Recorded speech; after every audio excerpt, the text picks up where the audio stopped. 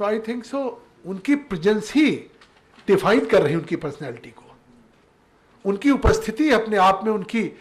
मैं कुछ कहूँ या मिस्टर एप्पन ने कहा, गुरबचन सिंह ने कहा, मैं समझता हूँ किसी की बॉडी लैंग्वेज किसी की पर्सनैलिटी डिफाइन कर देती है उसके ओकेजन से। और मैं तो बहुत आभारी हूँ क्योंकि मैं भी जुड़ा हूँ आपसे, आयशा से जुड़ा हूँ। तो मैं तो ये मानता हूँ कि निश्चित तौर से भारत के कृषि मंत्री डॉक्टर राधा मोहन सिंह जी, आदरणीय राधा मोहन सिंह जी, किसान नहीं, मैं कह रहा हूँ, जो बात सुन लीजिए, मैं जानता हूँ कि आप डॉक्टर नहीं हैं, लेकिन डॉक्टर हो करके सत्यपाल जी की भाषा में अगर डॉक्टर जैसा उनके पास रिसर्च ना हो, नॉलेज ना हो, और एक गांव का किसान हो और वो किसी साइंटिस्ट से ज़्यादा नॉलेज रखता हो, तो हम उसे किसान पंडित की उपाधि देंगे, उसे डॉक्टर की उपाधि देंगे। तो कृपया आप मुझे सुन लें, मैं समझता हूँ मैं विषयांतर नहीं हूँगा।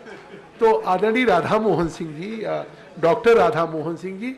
आज अगर आपके बीच में उपस्थिति है तो इसलिए नहीं कि भारत के वो कृषि मंत्री हैं। मैं जो समझता हूँ कि अगर वो हमारे बीच में आज इस एक छोटे से इस अकेजन पे आपके स्वेरिंग सेरेमनी पे उपस्थित है, तो इसलिए नहीं कि वो भारत के कृषि मंत्री, वो इसलिए उपस्थित है कि वो एक किसान के बेटे हैं, उनके मन में एक किसान के प्रति हमदर्दी है, किसान के प्रति दिल में उनके एक दर्द है। जैसा खुद एप्पन साहब ने कहा, रोज एग्रीकल्चर यूनिवर्सिटीज के बारे में पूछते हैं, रोज ये पूछते हैं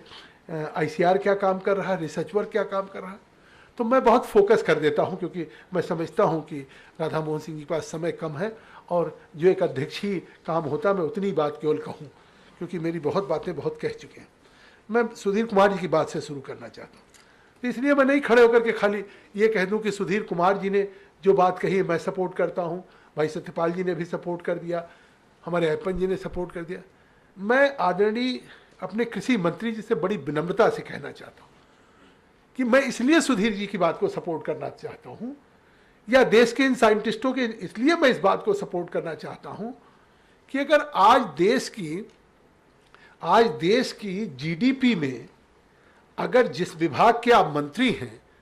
सौभाग्य से भारत के प्रधानमंत्री नरेंद्र मोदी जी ने आपको कृषि मंत्री बनाया है, तो आज इस देश के जीडीपी में अगर सबसे बड़ी हिस्सेदारी है, किसी का सबसे बड़ा कंट्रीब्यूशन है, सबसे बड़ा योगदान है 13.95% का, तो एग्रीकल्चर सेक्टर का है। तो इसलिए मैं इस बात को इनके लिए सपोर्ट करता हूं कि आज उस जीडीपी पे 13.94% का है, और जो जीडीपी है 57,41,791 करोड़ का, उसमें मुझे खुशी है कि जो साइंटिस्ट बैठे हैं कोई साधारण काम ये नहीं कर रहे हैं, ये होने वाले हैं, और जो साइंटिस्ट हैं उन्हीं का योगदान है। मैं थोड़ा सत्यपाल जी से इस पर डिफर करता हूं कि आज इन्हीं के देश के साइंटिस्ट का बहुत बड़ा योगदान है कि आज उस जीडीपी में 57,41,791 करोड़ में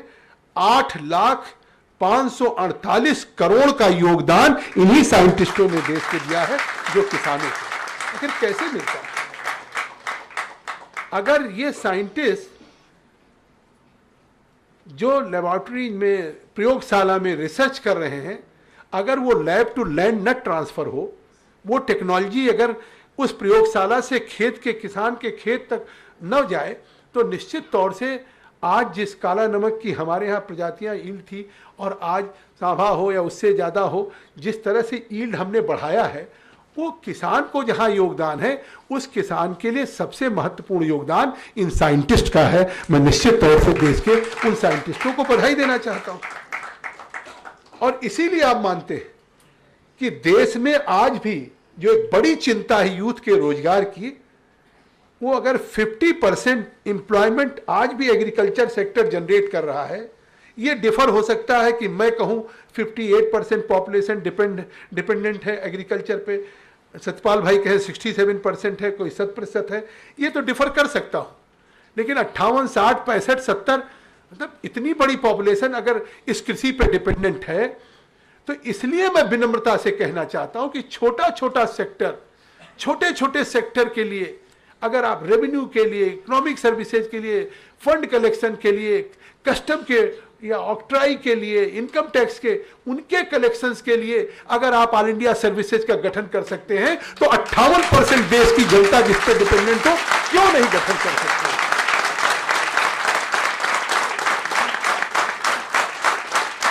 और हम लोग साथ हैं, हम बहस कर सकते हैं, हम किसी भी, ये ब्यूरोक्रेटिक चाल है, यकीन कर लीजिए वो देश के साइंटिस्ट को नहीं चाहते हैं कि वो जो उनको ऑल इंडिया इस तरह की सर्विसेज मिले, क्योंकि आज वो पूरी, अन्यथा मत लीजिए आप भी आईपीएस सर्विसेज से सत्यपाल जी रहे, क्योंकि देखिए जिस तरीके से आज है जिले में क्या है, आज भी वही साइंटिस्ट एमएससी करके 4 फर्स्ट क्लास करके डिस्ट्रिक्ट एग्रीकल्चर अफसर है।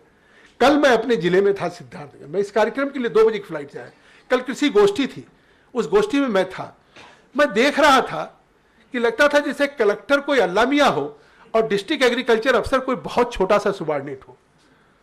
यूरिया की बात उठी, यूरिया की क्राइसिस है, आज एग्रीकल्चर अफसर, डिप्टी डायरेक्टर एग्रीकल्चर का पूरा कंट्रीब्यूशन कलेक्टर ऐसे दौड़ाता है कि इस दुकान पे छापा मारो, इस दुकान पे छापा मारो और यूरिया दिलवाओ। मैं कहता हूं कि आज अगर ऑल इंडिया एग्रीकल्चर सर्विसेज हो जाएगी तो वो केवल यूरिया की दुकान पे छापा नहीं मारेंगे, देश के किसानों के खेत पे जाकर के उनके उत्पादन को बढ़ाने का काम करेंगे, आपके देश के कंट्रीब्यूशन को बढ़ाने का काम करेंगे। तो जिनमें जील है, जिनमें स्पिरिट है, they wanted to deliver some goods for the society. आपने देखा कितनी इनमें फायर है, लेकिन जब ये जाएंगे जीवन की रियलिटी से, हकीकत से जब रूबरू होंगे तो इनको लगेगा कि I am only subordinate somewhere. और जैसे आपने गुरबचन जी आपने ये कह दिया कि अगर एग्रीकल्चर में किसानों को कोई ऑप्शन मिल जाए तो अब कोई खेती नहीं करना चाहता है, तो मैं विनम्रता से कहना चाहता हूं कि एमएससी करके, साइंटिस्ट करके अगर ये भी आईएएस, आईआरएस, आईपीएस में हो जाए तो ये भी साइंटिस्ट नहीं बनना चाहेंगे, ये भी ऑल इंडिया सर्विसेज में जाना चाहेंगे। ये फीलिंग है, इनके घर की फीलिंग है। तो ऐसा क्यों? साइंटिस्ट हो और वो किसी एडमिनिस्ट्रेटिव सर्विसेज में जाना चाहे। मैं समझता हूं देश के हम लोगों को सोचना होगा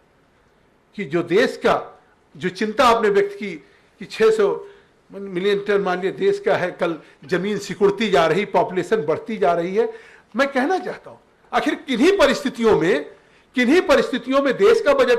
हर साल प्रस्तुत होता है। अगर देश में एक अंग्रेजों ने परंपरा की, मान लिया रेल का बजट अलग प्रस्तुत होता है, आप इतिहास पुरुष हो जाएंगे, युग पुरुष हो जाएंगे, प्रधानमंत्री जी से कहिए कि एग्रीकल्चर का भी बजट अलग से प्रस्तुत होना चाहिए, जिससे कि जिस देश के 70% किसान, जिस देश के 70% देश की आबादी जिस एक सेक्टर पर निर्भर हो, तो उस सेक्टर का एक बजट क्यों ना हो। और क्षमा चाहता हूं, बड़ी विनम्रता से कहना चाहता हूं, आप किसान के बेटे हैं, आपके मन में दर्द है, लेकिन इसके बावजूद भी अगर आईसीआर के या एग्रीकल्चर की यूनिवर्सिटीज के, आईसीआर के जो रिसर्चेज के जो बजट हैं, अगर बजट एस्टिमेट जो दिया जाए और अगर रिवाइज एस्टिमेट में हम इस समय अगर 30% कटौती कर रहे हैं तो निश्चित तौर से सोच के साथ हम न्याय नहीं करने जा रहे हैं, ये मैं आपसे कहना चाहता हूं। क्योंकि आज देखिए जो 13-14 का था बजट, वो जो बजट एस्टिमेटेड था 3415 करोड़ का था, और जो रिवाइज एस्टिमेट हुआ 2500 करोड़ का।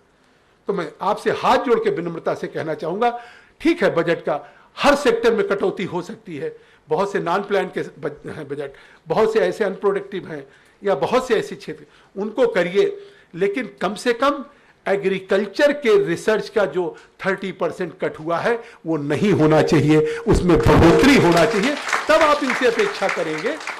इनसे अपेक्षा करेंगे कि आप कृषि की नई प्रजातियों के लिए शोध करें, आप कैसे कम क्षेत्र में, फिर आप मतलब अगर फिलीपीन से, मनीला से राइस की ब्रीड में आप करना चाहें, मैं वक्त नहीं लेना चाहता हूं, फिर कभी किसी अवसर पे आपसे बात करूंगा, या फिर कहीं किसी भी कंट्री के ईल्ड के साथ अगर आप तुलना करना चाहें तो कैसे हो। और मैं कहना चाहता हूं कि एग्रीकल्चर कितना महत्वपूर्ण सब्जेक्ट है, और इस नाते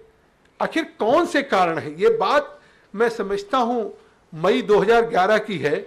जब एक डॉक्टर सहदेव सिंह और सब लोगों ने, आप लोगों ने सम्मेलन किया था, हरीश रावत जी आए थे, मैं भी उसमें था। उस समय भी बात उठी, इंस्पाइट ऑफ कि इन्होंने लॉट ऑफ रिकमेंडेशंस की बात की है, मैं उनको दोहरा करके समय नहीं लेना चाहता हूं। राज्यसभा की बात की बहुमत से पारित हुआ। तो अगर जो कमीशंस बनाए गए, जो रिकमेंडेशंस गवर्नमेंट की आई हैं, हम कमीशन गवर्नमेंट में इसीलिए बनाते हैं समय समय पे। अभी तो हमारी इस सरकार को आए हुए 6 महीने हुआ है, लेकिन मैं निश्चित तौर से कहना चाहता हूं कि पहले की रिकमेंडेशंस हैं, राज्यसभा की बहुमत की बात है, किन्हीं कारणों से, किन्हीं परिस्थितियों से निश्चित तौर से मैंने शरद पवार जी से लगातार मुसलसल शिद्दत से कोशिश की। वो भी अपने को किसान पुत्र कहते थे, और उसके बावजूद मुझे लगता था कि उसमें 1-2 अफसर ऐसे बैठे थे कि जो उन्होंने तय कर लिया था, they have made it A Prestige point, कि मैं कन्विंस करके आता था, फिर शरद पवार जी को समझा देते थे। लेकिन मैं समझता हूं कि राधा मोहन सिंह जी को कोई नहीं समझा पाएगा, और अब शायद एक नया अध्याय खुलेगा जो ऑल इंडिया एग्रीकल्चर सर्विसेज का नया। मैं समय आपका देख रहा हूं, मैं क्षमा चाहता हूं, मैं अपनी बात खत्म कर रहा हूं, क्योंकि आप देख रहे हैं अगर ये खुद students all India agriculture student association बना सकते हैं, तो सरकार आपसे निवेदन करना चाहता हूं कि जो कहा कि सब चीज़ का हल है ऑल इंडिया एग्रीकल्चर सर्विसेज, तो निश्चित तौर से यूनिवर्सिटीज में भी, देश में भी वही एक्सपोजर होगा कि आज केरला का, कर्नाटक का प्रशासनिक अधिकारी बिहार में है, उत्तर प्रदेश में है, और उत्तर प्रदेश और बिहार का कर्नाटक और केरला और तमिलनाडु में है, और बहुत अच्छी डिलीवरी कर रहे हैं। आज आप एग्रीकल्चर की बात करते हैं,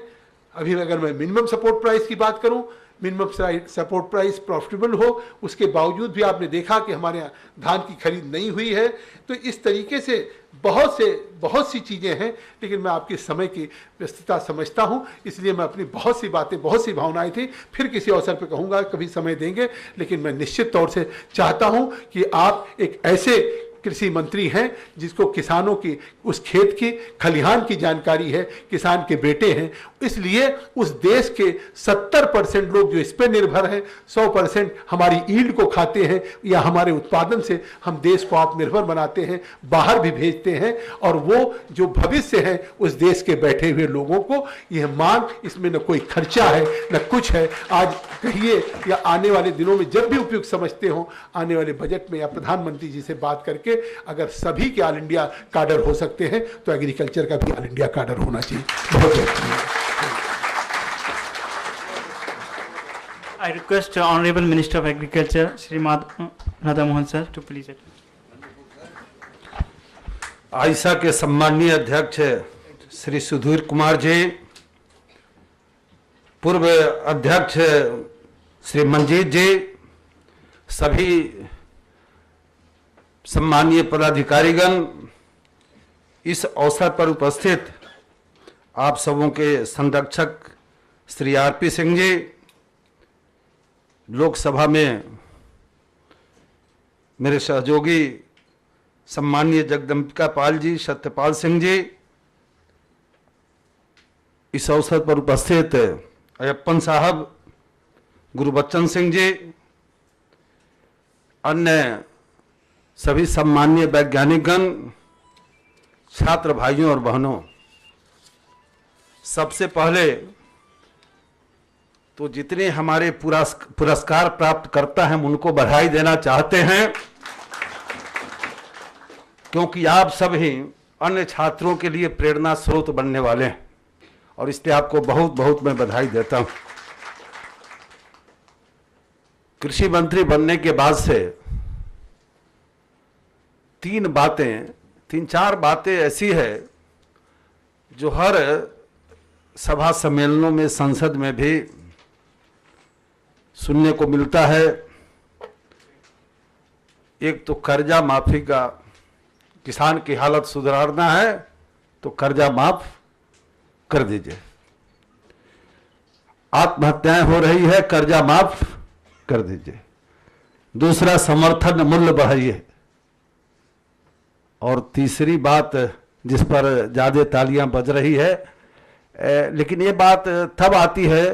जब छात्रों के बीच जाते हैं, फिर कृषि के अलग बजट बनाने की बात भी उठती रहती। हमारी सरकार बनी थी कर्नाटक में, और बिहार में भी जब सरकार में आए थे, और यहां भी आने के बाद बहुत विचार किया, तो कृषि कैबिनेट अलग से जरूर बनाया, लेकिन कृषि बजट, कृषि की योजनाएं आज भी देश में, एक तो कृषि राज्य का विषय है मुख्य रूप से,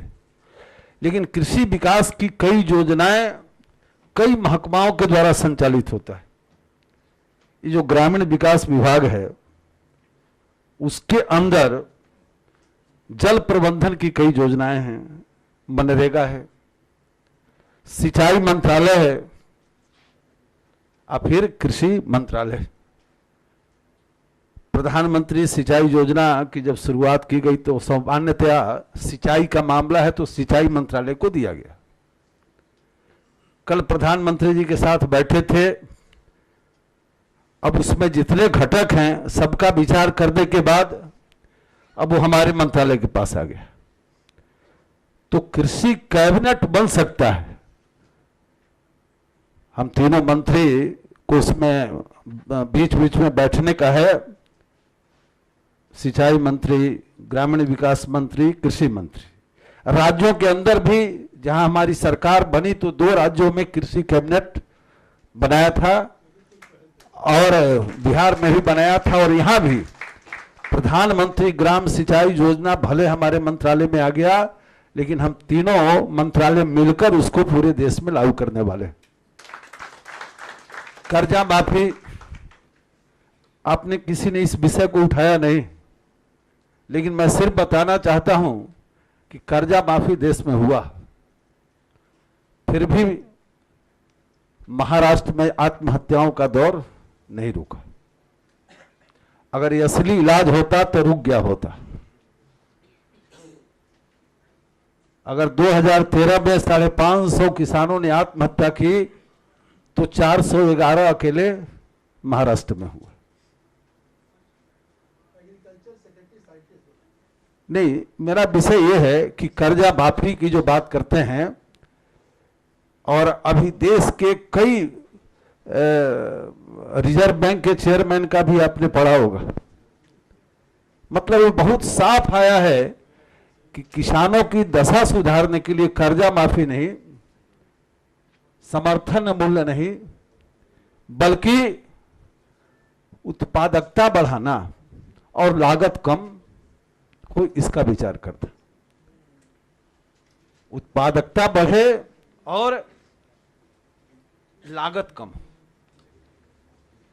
कृषि की बात हम सब करते हैं, किसान के बहुत शहर में भी आने के बाद किसान परिवार से ही आए होंगे, लेकिन एक किसान का बेटा पढ़ने लायक होता है, हॉस्टल में आ जाता है, बीच में कभी कभी जाता है, आज भी घर पर खेती होती है, लेकिन हॉस्टल में रहता है, पढ़ता है, और नर्सरी से लेके पीएचडी करने तक गांव को नहीं ठीक से देख पाता। तो किसान हम हैं सब, और इस नाते कई प्रकार के सुझाव देते हैं जिसका जमीनी यथार्थ से कोई मतलब नहीं होता। एक किसान 150 रुपये घंटे पानी पटाता है अपने खेत में। एक गांव में 1-2 संपन्न किसान के पास ट्यूबवेल है, और बाकी जो लघु और छोटे सीमांत किसान हैं वो 150 और 200 रुपये घंटा पर अपने खेत में पानी पटवाते हैं। यूरिया है, गांव में एक किसान अपने खेत में 1 बोरा यूरिया छींटता है तो दूसरा किसान 2 बोरा छींटता है कि उससे ज्यादा मेरे खेत में, और उसको पता नहीं है कितना यूरिया देना है, कौन सी बीमारी है। समर्थन मूल्य बढ़े, ऋण माफी किया जाए, आपके लिए भी केंद्रीय कृषि सेवा बने, इसमें किसी से मेरा विरोध नहीं है। लेकिन हम बचपन में स्कूल में जब गए थे तो हमने अपनी पढ़ाई शुरू की थी, क ख ग से शुरू की थी, अंग्रेजी में ABC से शुरू किया था, XYZ से पढ़ाई नहीं शुरू की थी।